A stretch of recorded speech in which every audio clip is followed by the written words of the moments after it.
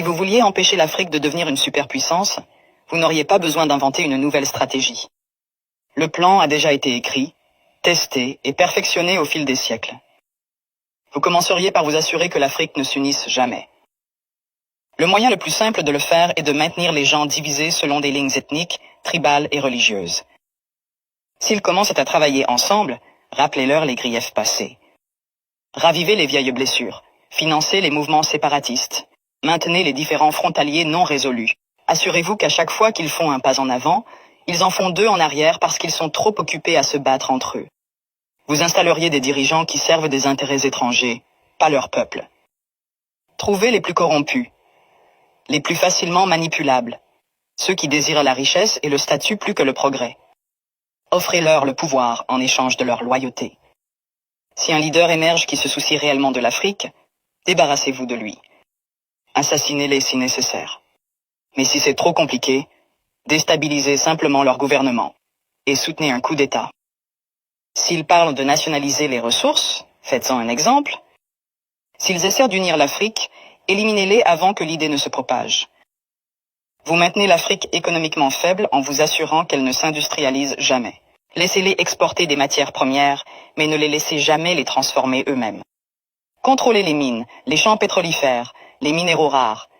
Gardez-les à vendre à bas prix et à acheter cher. Si un pays essaie de se libérer et de construire ses propres industries, sabotez-le. Imposez des sanctions, déstabilisez sa monnaie. Financez l'opposition locale, faites s'effondrer son économie. Si cela ne fonctionne pas, orchestrez une guerre civile. Les gens ne peuvent pas construire quand ils sont trop occupés à essayer de survivre. Vous vous assureriez que leur système éducatif produit des travailleurs, pas des innovateurs.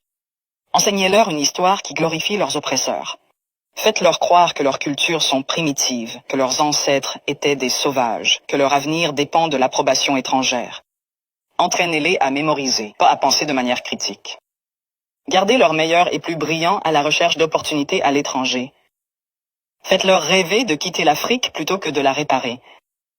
Offrez des bourses qui emmènent leurs esprits les plus brillants vers l'Occident et ne les encouragez jamais à revenir. Laissez le continent continuer à former des médecins et des ingénieurs seulement pour qu'ils aillent enrichir d'autres nations. Vous contrôleriez leurs récits. Possédez leurs médias, contrôlez leurs histoires, dictez leur image au monde. Faites-leur croire qu'ils sont corrompus, sans espoir, éternellement en crise.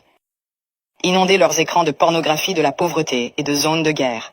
Montrez-leur des publicités caritatives qui leur font croire qu'ils sont impuissants, sans l'aide étrangère. Minimisez leur réussite. Transformez leur victoire en incidents isolés.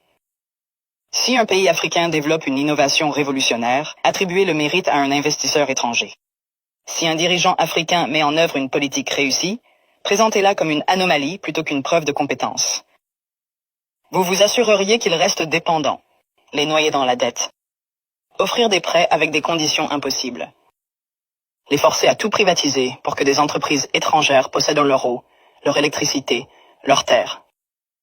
Lorsqu'ils luttent, leur donner juste assez d'aide pour les maintenir en vie, mais jamais assez pour les rendre autonomes.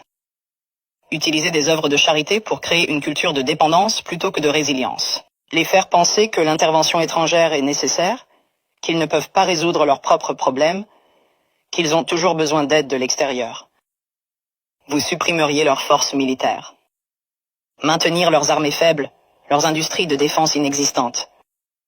Leur vendre des armes pour qu'ils se battent entre eux, mais ne jamais les laisser développer une technologie militaire de pointe.